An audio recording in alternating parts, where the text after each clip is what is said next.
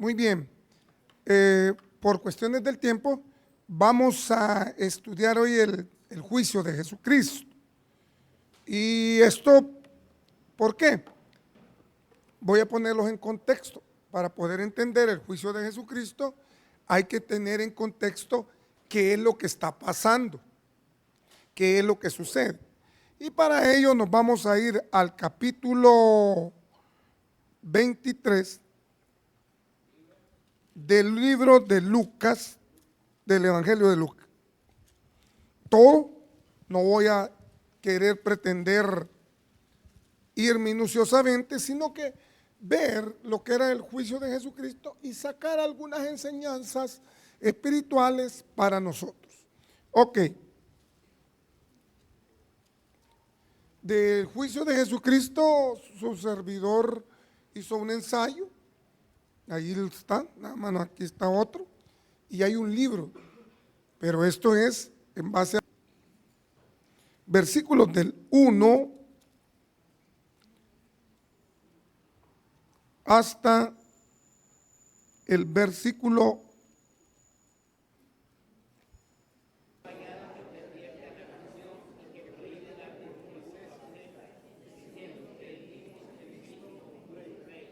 Entonces Pilato le preguntó diciendo: ¿eres tú el rey de los judíos? Y respondiéndole, él dijo: tú lo dices. 4.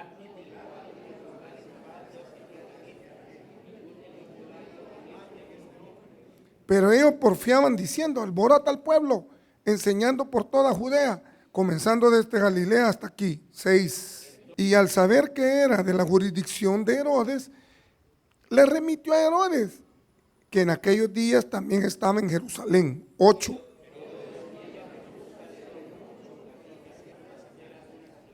Y le hacía muchas preguntas, pero él nada le respondió. 10.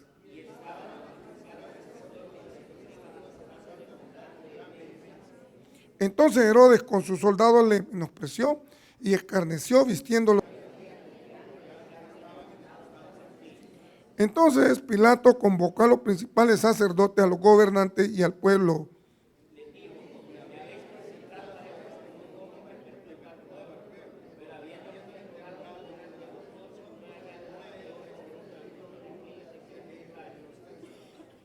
Ni aún 16, le soltaré pues después de castigarlo. Señor Todopoderoso, sea tu voluntad, eterno Dios, creador de los cielos y la tierra, que podamos disertar acerca de este tema, que podamos aprender grandes enseñanzas espirituales, ¿no? Que hoy es la oración. Puede sentarse. Póngame atención, para ir rapidito. El contexto de este pasaje está en el capítulo anterior, que es el capítulo 22. El capítulo 22 habla de que estaba cerca la fiesta de los panes sin levadura. Esto es lo que hoy, oiga bien, hoy, hace 3.300 años, se conmemora, el pueblo hebreo conmemora el Pesaj, no la Pascua. La palabra Pesaj significa pasar de largo, conmemora la liberación del pueblo de Israel de Egipto. ¿Ha visto usted la película Los 10 Mandamientos? Que van a salir y todas las plagas. Entonces, hace 3.300 años se sucedió eso allá en Egipto. Entonces, Jesús de Nazaret, como buen judío, ponga atención, porque Jesús de Nazaret es un judío, es un hebreo. Jesús de Nazaret no es español, Jesús de Nazaret no es inglés, ni es de San Salvador, ni es de Cojute. Él es un judío. Entonces, en sus enseñanzas hebraicas, Jesús de Nazaret viene y les dice que van, allí dice Pascua, texto mal traducido. La Pascua era una fiesta romana donde se celebraba las primicias del campo, porque como no había traducción en el latín para Pesaj, que así se pronuncia, Pesaj, entonces se ocupó la palabra Pascuen, que significa fiesta del campo, que no tiene nada que ver, porque el Pesach era, atención, conmemorar la salida de Egipto como judío. ¿Estamos? Pero, atención, ¿quién era el imperio que dominaba Jerusalén? Roma. En el año 60 antes de Jesucristo, Pompeyo conquista esa zona y le llamaron la provincia romana de Filistina o Filistea. Jesús de Nazaret está ahí y les dice que vayan a preparar el Pesach. ¿Estamos? ¿Está conmigo? Entonces Jesús de Nazaret viene y allá por el versículo 7 dice, 22:7, llegó el día de los panes sin levadura. A eso se llama matzá. Matzá, así se pronuncia, matzá. ¿Qué es la matzá? Como tenían que salir y comerse el cordero, tenía que todos tenían que, atención, sacrificar un cordero, comerlo asado con hierbas amargas. Las hierbas amargas no era zacate, sino que era lechuga, pepino, porque el pepino es amargo. ¿Vean? La lechuga es amarga, la cebolla es amarga. Entonces tenía que comerlo con eso y el cordero asadito. ¿Por qué cordero? Porque el animalito que representa el animal nacional de Egipto es el cordero. Por eso los egipcios no comían con los hebreos. Entonces lo que está enseñando aquí es que Egipto va a pagar el pato de la liberación de Israel. Porque, ¿dónde paga el pato? Con la última plaga, que es la primera. Atención, hubieron 10 plagas, ¿sí? ¿Cuál es la primera? No. Se ve que no han leído la escritura. Como ciertos pastores de aquí de Cojute que no leen las escrituras. La primera es que Moisés llega y le dice, lean bien, los voy a mandar a leer. Si tú no dejas ir a Israel, yo mataré a tu hijo. Eso fue la primera. Las otras fueron para amedrentar al pueblo y murieron muchos israelitas porque la muerte de los primogénitos pagaron el pato de la liberación de Israel, porque al siguiente día, es decir, hoy en la noche a las 5:55 se comía de pie, de listos, porque al siguiente día, atención, iban a salir libres. En una noche como hoy, hace 3.300 años, el ángel destructor pasó por Egipto dándole en la nuca a todos los primogénitos. Y atención, aquí viene algo interesante que se los voy a dejar. ¿Por qué no, si el faraón no murió? ¿Por qué el faraón no murió? Y si el hijo de él.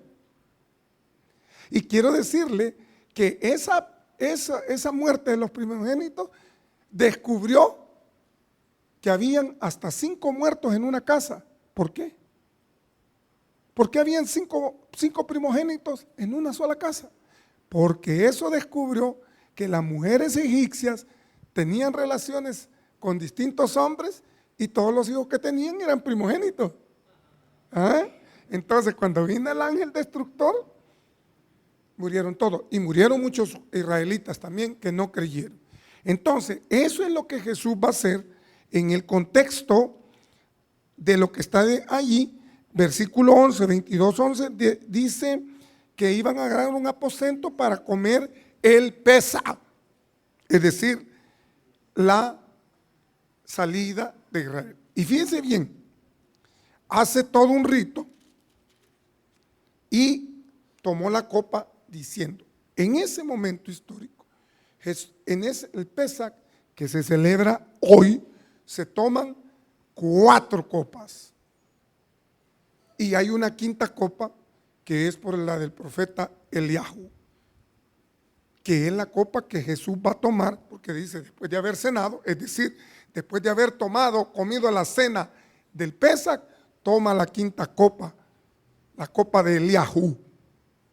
No lo sabía, no lo sabía. Y Eliahú, exacto. Pero ¿qué significa Elías?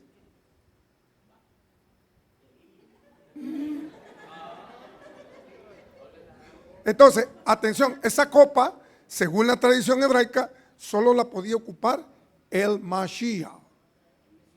El Mashiach, así en hebreo, el Mashiach, que se ha traducido Mesías.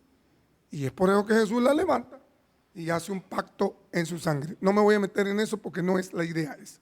Entonces, atención, después de eso, vienen, cenan y se van al Monte de los Olivos. ¿Estamos? ¿Está conmigo? Entonces resulta que Judas ya había negociado el servicio de capturar a Jesús. Y no es cierto que Judas pidió 30 monedas, no. La pregunta de Judas es, ¿qué me daréis si yo os entrego? Fueron los sacerdotes los que le pusieron precio, 30 monedas de plata. En aquel tiempo era buen dinero. Entonces, atención, viene y en ese contexto, el versículo 66, 22-66, habla que, fíjese bien,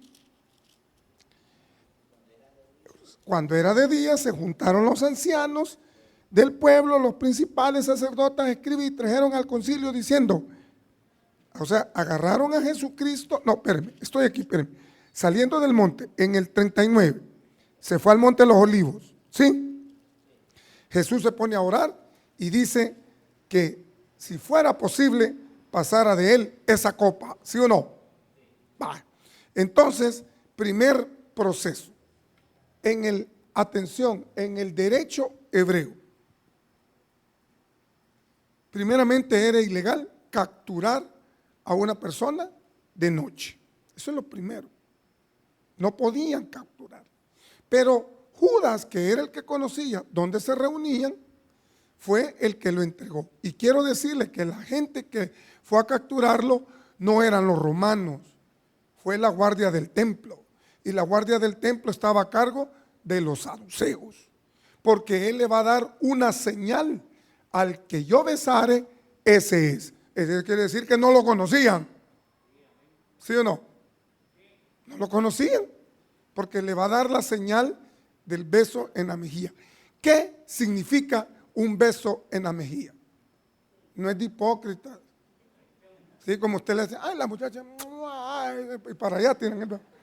No, el beso en la mejilla es, tú eres mi amigo íntimo.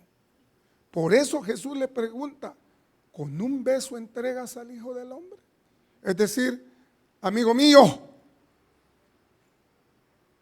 con esa señal de amistad que me tenés.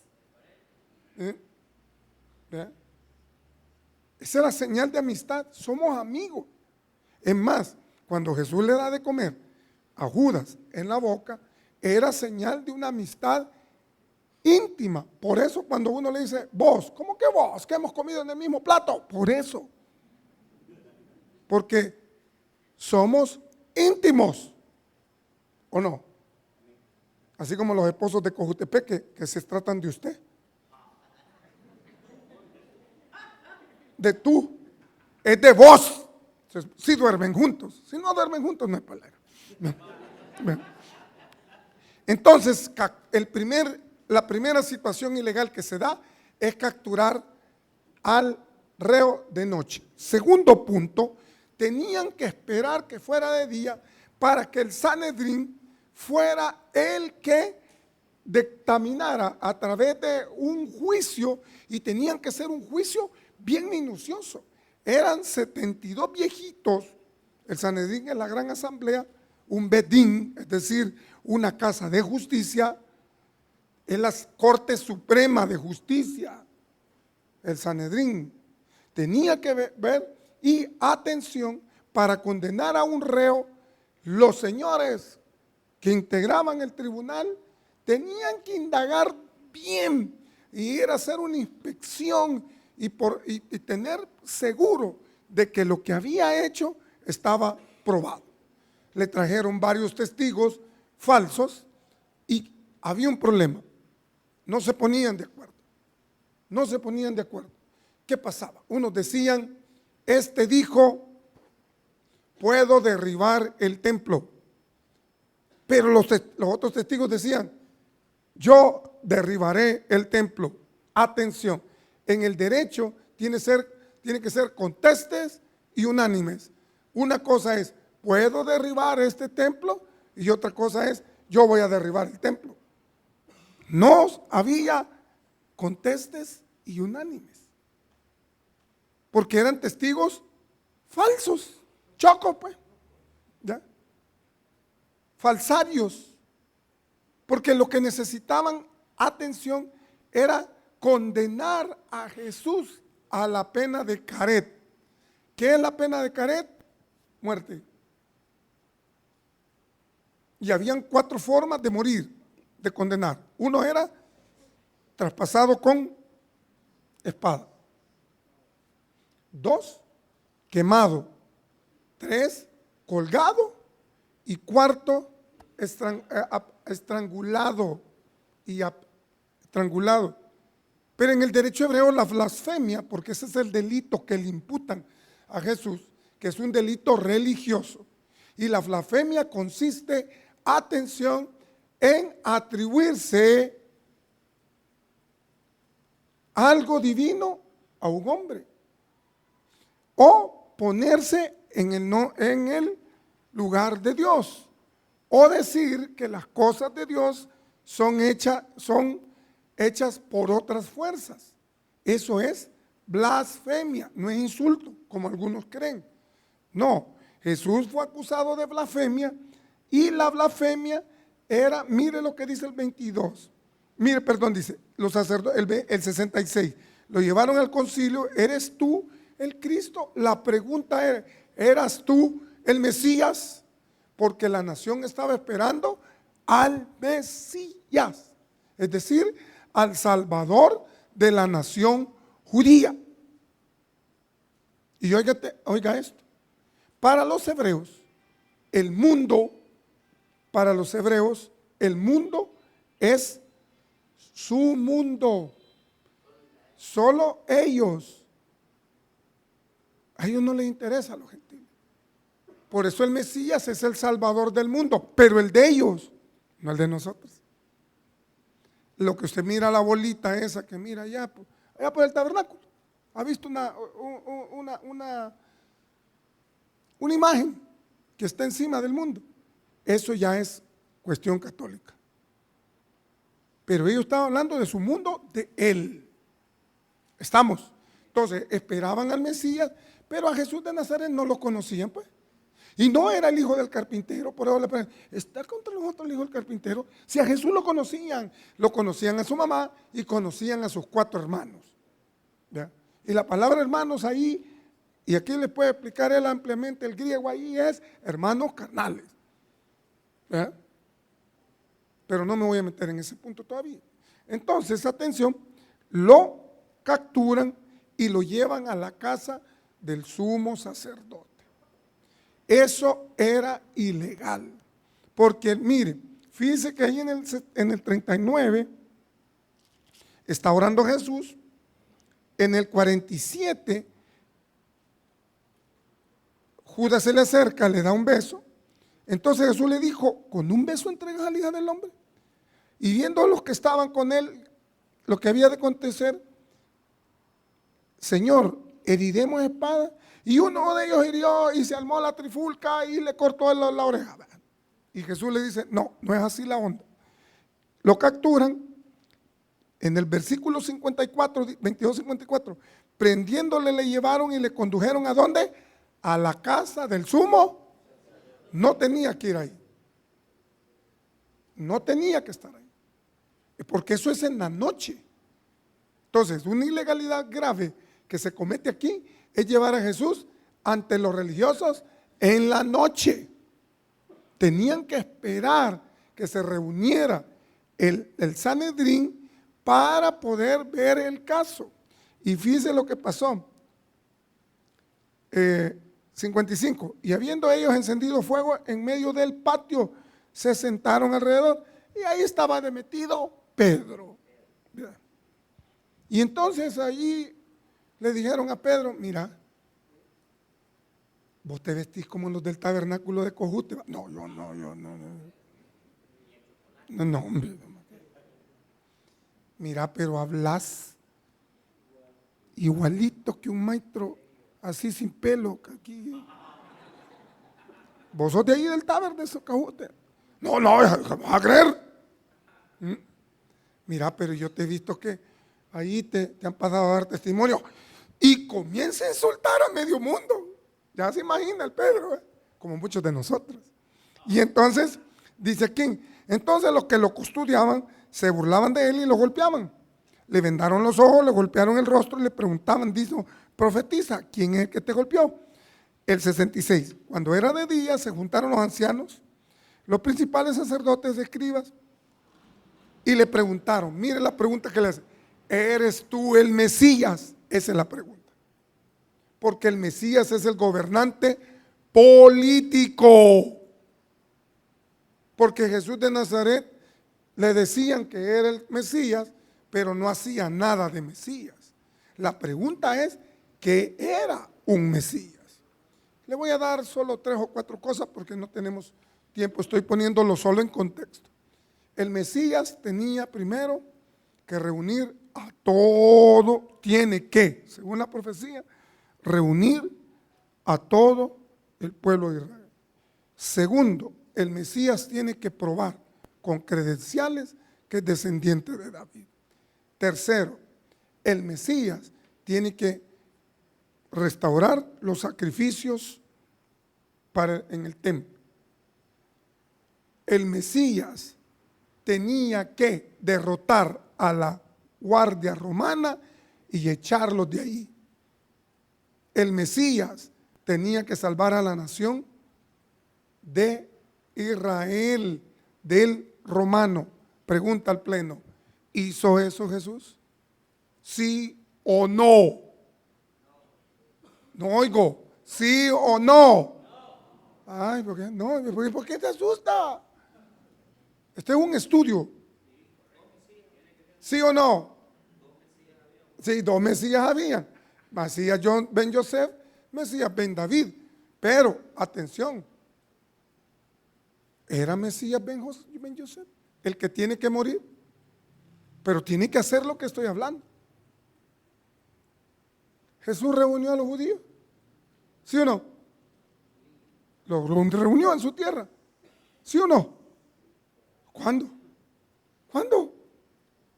Por eso no le creyeron, porque no hizo nada de lo que los profetas del Antiguo Testamento habían profetizado. Un libertador político nacional. Ahora entiende la onda. Por eso le preguntan, ¿eres tú el Mesías? Porque el Mesías quien lo tiene que declarar es el Sanedrín a través de un profeta, porque el profeta es el que unge al rey, como lo hizo Samuel. Eso es en el mundo hebreo.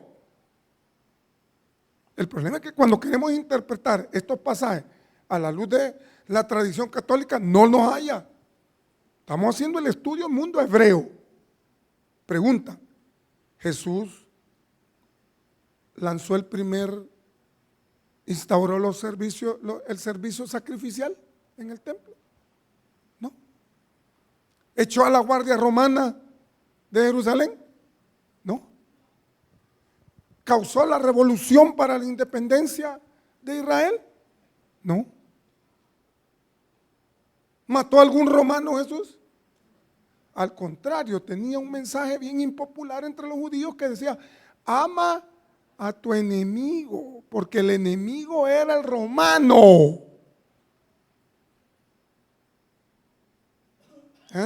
Y cuando le dice, si te pegan en la mejilla, poné la otra, eso es un simbolismo de, mira, si te golpea, no le vayas a contestar porque el romano te va a matar. Porque si el romano miraba a judíos como objetos, porque eran esclavos. Atención. Entonces, fíjese bien, y eres tú el Cristo, y él les dijo, si os dijere, no creeríais. También si os preguntaré, no me responderéis, ni me soltaréis, ¿verdad? Entonces, atención, viene y le dice, luego, ¿eres tú el Hijo de Dios? Mire la respuesta. Y dijo, vosotros decís que lo soy. Ahí no está diciendo sí. Vosotros dicen. Ya ven, ¿qué es lo que ha pasado? Y se rasga las vestiduras. Cosa que no tenía que hacer el sacerdote. El sacerdote en Levítico no puede rasgarse las vestiduras. Lo que pasa es que no han leído Levítico. Hay que leer todo eso para entender lo que está pasando aquí. Entonces viene, y aquí viene el punto. Primero, vemos la ilegalidad del juicio de Jesús con Caifás. Lo llevan donde Pilato, el versículo 23:1. Pilato, atención, era el gobernador de Judea, Idumea y de toda esa provincia palestina. Herodes le decían rey, pero para poderlo congraciar, no porque no era rey, era de otro lado, de la zona de Galilea. Y entonces, atención, le dice aquí, levantándose toda la muchedumbre de ellos, llevaron a Jesús a Pilato y comenzaron a acusarle diciendo, mire lo que dice, a este hemos hallado que, ¿qué dice? Uno, ¿qué más? Y tres, ok, atención, mire, eso no era cierto, porque la acusación religiosa fue blasfemia. Pero la pregunta es, ¿por qué no lo mataron los del Sanedrín? Porque en el año 26, ya de nuestra época, cuando la República Romana se convierte en imperio, el emperador era el único que podía dar la vida y quitarla, porque el emperador era considerado hijo de Dios. El emperador era el jefe y gobernaba y realizaba toda su función a través de los gobernadores. El único que podía mandar a matar a Jesús era Pilato, porque a los judíos se les quitó el poder de matar a un hombre. Ya para esta época, cuando aparece Jesús, por eso se lo llevan a Pilato. Entonces Pilato, que es el gobernador romano, le dicen tres acusaciones. Una, que pervierte a la nación, solo que no le dijeron cómo. Dos, que prohíbe dar tributo al César. Y Pilato sabía que eso era mentira, porque Jesús había dicho, dad al César lo que es del César y a Dios lo que es de Dios. Porque los fariseos le hicieron la pregunta, ¿es lícito pagar tributos? No, tributos al romano. Entonces, si él decía, sí, es lícito pagar tributos al romano, caía mal con los judíos y lo hubieran matado. Si él decía, no, no hay que pagar impuestos, lo hubieran matado a los romanos a él. Estamos por los dos lados. Entonces Jesús muy inteligentemente les dice, ¿de quién es esta moneda? La cara. De César. Den al César lo que es del César y a Dios lo que es de Dios. Y así se los quitó, porque sabía que era una pregunta capciosa, con deseo de hacerlo caer en un error. Luego dice aquí, y mire, y luego le agregan, diciendo él mismo, es el Mashiach, que es la palabra correcta, un rey. Entonces Pilato le preguntó, como ya le mencionaron rey, a Pilato no le importa la blasfemia Eso no está en el derecho romano. No, aquí es la pregunta rey, porque los reyes de la época de Roma, quien los ponía era Roma. Roma estaba sobre todos y nadie podía soblevarse a Roma. Por eso esa película Ben-Hur, que usted mira toda la Semana Santa, ¿de qué trata? De que Ben-Hur, o sea, Ben Judá, hijo de Ur, se le va una teja y que quería matar al gobernador romano. De eso trata todo. ¿Por qué? Porque el gobernador romano era el poder de Roma allí. Entonces, atención. Entonces vino y le dijo, ¿eres tú el rey de los judíos? Ey, la acusación no era así. Dice ahí que lo acusaron de ser el rey de los judíos. Él le pregunta, ¿eres tú el rey de los judíos? Si Jesús le dice a Pilato, sí lo soy, ahí lo mata. Porque el rey solo lo pueden poner los romanos. Veamos el chambre aquí. Y respondió, tú lo dices. O sea, tú dices que soy.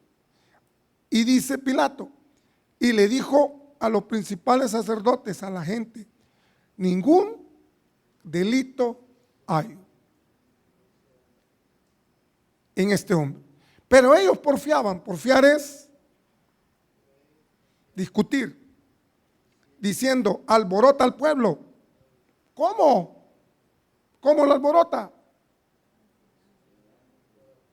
¿Se alborota al pueblo enseñando? Entonces yo soy un alborotador.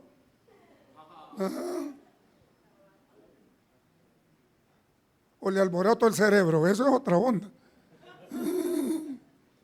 Entonces dice, entonces Pilato oyendo decir Galilea, aquí hay algo bien interesante. Pilato vivía en Cesarea y Galilea quedaba en esa zona. Galilea significa circuito. Y Pilato vivía en Cesarea. ¿Qué diablos estaba haciendo Pilato en Jerusalén? ¿Y qué puercas estaba haciendo Herodes allí? Ajá. Es que lo que pasaba, que siempre que se celebraba el Pesaj, que es la liberación del pueblo de Israel, aparecían un montón de locos declarándose Mesías. Entonces lo que hacían los romanos, como ya conocían qué clase son los judíos, así como los salvadoreños, que son bochincheros, ¿me entiendes? ¿Verdad? Mandó a militarizar toda la ciudad. Y él tenía que supervisar, que él estaba ahí supervisando, por si se levantaba un loco diciendo que era el Mesías, el libertador, le daba en la nuca. Por eso estaba ahí, estaba metido pues. Y Herodes también, porque Herodes no era judío. Herodes era de los descendientes de Esaú y Dumeo, por eso caía mal con los judíos. Pero Herodes se congració con el pueblo construyendo más, ¿cómo se llama? Más edificios para el templo, porque los judíos son religiosos, igual a los de Cojute. Sí, quieren tener un templo enorme. Sí, el judío es templario. Para él cree que en el templo estaba la presencia del Señor. Quiero decirle que en la época de Jesús ya no estaba el arca, ni estaba la presencia de la Shekinah ahí en ese templo. Solo era el puro edificio que construyó el profeta Ageo, Zacarías, Malaquías, junto a Zorobabel, Esdras, Nehemías, Josué, ¿verdad? Sacerdotes. En ese sentido, preguntó si el hombre era Galileo y al saber que era la jurisdicción de Herodes, lo mandó a él. Es decir, vaya, estamos aquí en Cojute, pero el hombre lo dijo allá en San Salvador. Entonces, en el derecho romano, que es lo que nosotros tenemos, se llama jurisdicción.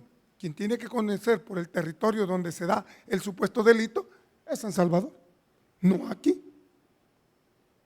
Y así tenemos nosotros la formación. Cuando es una demanda, ¿dónde se hace? Aquí. Si la dirección aquí la tiene. Si la tiene San Salvador, San Salvador. ¿Está conmigo? ¿Está conmigo? Vale. Mire el chisme cómo va.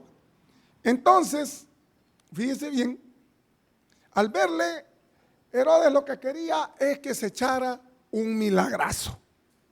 Porque ahí dice para ver si hacía alguna señal.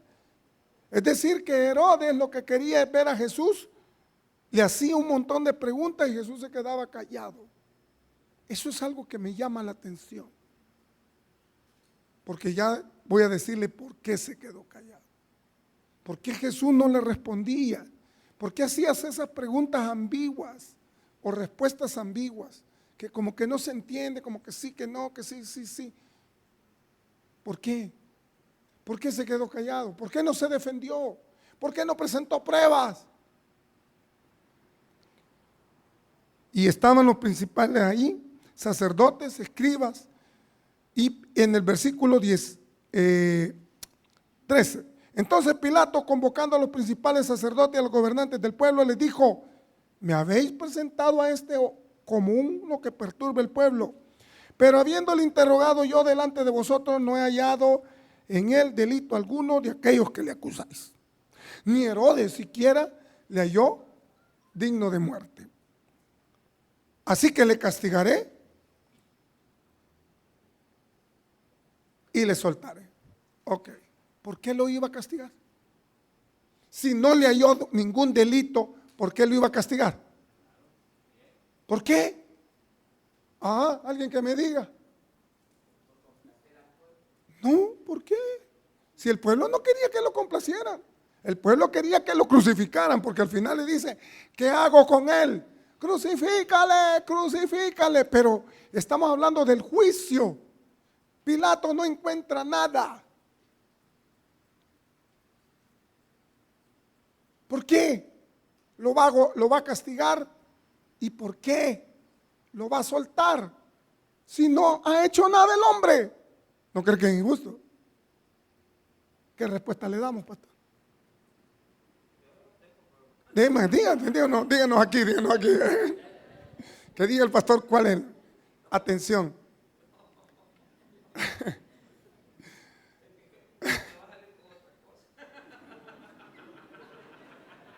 Lo que pasa es que le voy a salir con la verdad.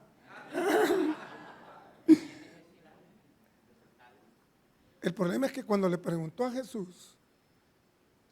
Jesús, ¿eres tú rey? Él contesta ahí en Lucas: mi reino no es. Piense como romano. ¿Quiénes no eran los amos del mundo en aquella época? Dígale que usted que no es rey de este mundo. Si le dijeran a usted como romano: es que yo vivo en otro mundo. Extraterrestre. O sea, lo iba a azotar porque se quiso burlar de él. Eso era lo único que había pasado. Porque le dijo que su reino no era de este mundo, del mundo romano conocido. Y como ellos eran los dueños y amos del mundo, me está vacilando. ¿Qué onda, pastor? Excelente. Entonces la pregunta es: apliquemos y busquemos, para ir terminando, las aplicaciones para nuestro tiempo del juicio de él. Primero, hay algo que no va a cambiar nunca, nunca va a cambiar. Es que siempre habrán injusticias. Siempre. Siempre habrán injusticias. Y aquí hubo una injusticia. 2, siempre habrán religiosos que están en contra de la verdad. Eso siempre. En las iglesias, los que causan problemas son los religiosos, no es el pueblo. Los dueños de iglesias, que no dejan entrar ni van a traer gente. Pero ellos son los 3. podemos aprender de que usted no mira a Jesús quejándose. Era una injusticia, era un problema, pero usted no mira a Jesús quejándose. ¿Por qué? Porque la queja es rebelarse contra el Eterno. Esto nos enseña algo. Cuando hay problemas no hay que quejarse, hay que aceptar la voluntad del Creador. Haga lo que tenga que hacer con la boca callada. Mire, ¿quiere que le demuestre cómo somos de rebeldes a la voluntad del Señor? Viene usted y se golpea. No, que la chimpinilla, la rodilla. ¿Qué es lo que dice? ¿Verdad que usted dice, Dios bendiga al Señor? Amén, aleluya.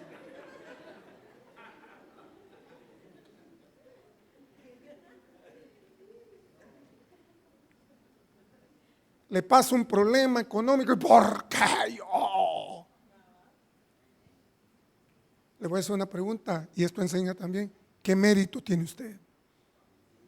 Por eso que el ladrón de la cruz le dijo, nosotros pagamos por nuestros errores, pero ¿qué ondas? ¿Por qué está crucificado allí? Le voy a hacer una pregunta, ¿qué mérito tiene usted para rebelarse y decirle al Señor, es que yo gano almita? Ay, yo doy diezmo. Yo vengo a limpiar aquí.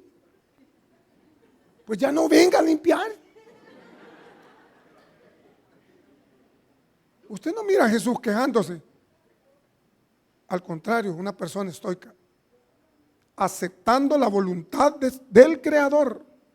Porque ahí en el huerto de Getsemaní he ido corriendo. Si fuera posible que pasara de mí este juicio, que para el mundo cristiano, si Jesús hubiera dicho, mire, si Jesús fuera como nosotros, los de aquí de Cojute, cuando le dicen, sí, si le hubieran dicho, algunos de ustedes de Cojute, fíjense que lo van a matar por todos los de Cojute aquí, ¿sabe qué hace? Se va para San Salvador. ¿Sí o no? Si le dicen a usted, va a morir por todos estos allanes de aquí, de Cojutepeque, yo me zafo. Ahí les digo a Michael. ¿Y usted cree que este se va a quedar aquí? El primero que se va. Porque nos quejamos por todo, porque creemos que venimos a la iglesia, porque creen que le están haciendo un favor a Dios viniendo. El favor se lo hacen ustedes. Podemos aprender del silencio de Jesús, que aceptó la voluntad del Creador sin andar llorando. Yo aquí estoy, mire pastor, vengo a dar testimonio de que no tengo para comer. Y a nosotros que nos importa. Ay, que ahí me han maltratado. Ay. Esta es una iglesia, no un club social. Y un día les voy a hablar para qué se viene aquí. Son 7 cosas nada más. Si usted viene por otra onda, la regó. Vemos a Jesús que no contesta mal. Vemos a Jesús que no reclama nada. Yo soy el Hijo de Dios, ¿y por qué me van a crucificar a mí? ¿Y por qué me está pasando esto? ¿No es cierto que medio tiene un problema? Voy a decir esto, se le murió un hijo. Ay, ¿por qué yo? No vuelvo. Y yo me enojo mire, hay gente que me enojo con Dios, ya no vengo. ¿Y quién es usted? ¿Quién es? Con que no perdonó a su hijo, que lo mandó a la cruz. ¿Quién es usted para no llevar su cruz? Aquella que la dejó el esposo. Me dejó mi esposo, Señor, porque estoy pagando mucho.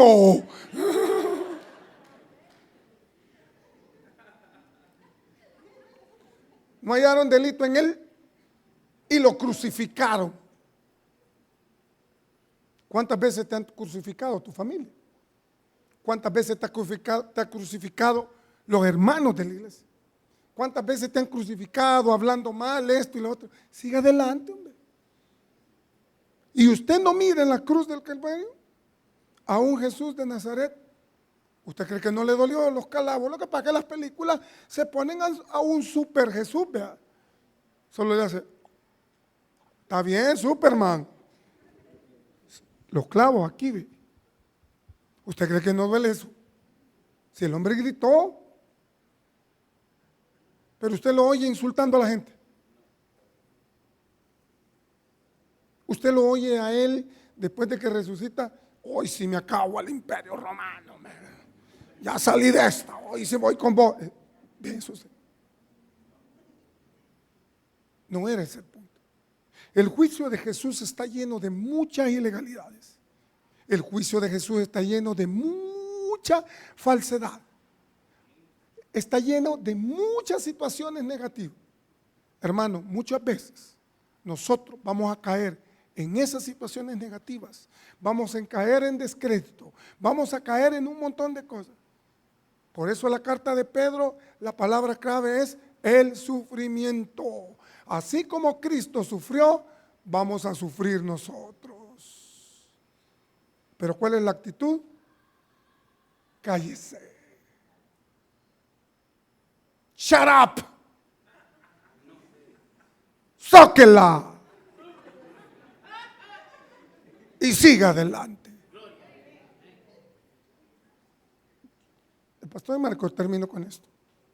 Sabe que yo he sido el único que me han expulsado 3 veces del colegio de teología y una de la iglesia. Pasé 12 años expulsado. Y no crea que por malo, por chambres. Y el pastor general así, sin tanta paja, me crucificó. Igual que aquí, sin darle chance a uno de defenderse. Pasé 12 años expulsado. Y que toda la gente ¿cómo se llama? Lo señale. Y que no le hablen.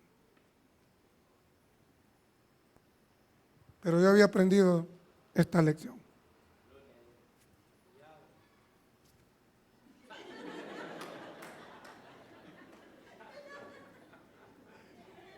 El 2014 me mandó a llamar. ¿Querés dar clase vos? Fíjate que necesito que me... Ah, sí, hombre, está bueno. No, pastor, es que yo necesito que me den una disculpa pública porque a mí me han humillado, me han ofendido. Nunca pidió disculpas a ese señor. Me la debe. Pero le voy a decir una cosa. Después de eso, Jesús en la resurrección, que es la base, no es la cruz, no es el juicio, porque para nosotros la base del estar aquí no es eso, es la resurrección. Porque lo importante es que va a resucitar el domingo, no se quedó allí. ¿Y de qué vale tanta onda si el hombre no resucitó? ¿Qué quiero decir con esto? Y termino con esto. Sí, él sufrió todos estos vejámenes, él lo trataron mal, lo hicieron pedazos, lo crucificaron, lo hicieron todo. Pero el día domingo surgió el hijo de David, el Mesías ben David, el que le dio la victoria. Porque si Cristo no resucitó, vana es nuestra fe. Vamos ahora. Gracias, Señor, te damos por este estudio.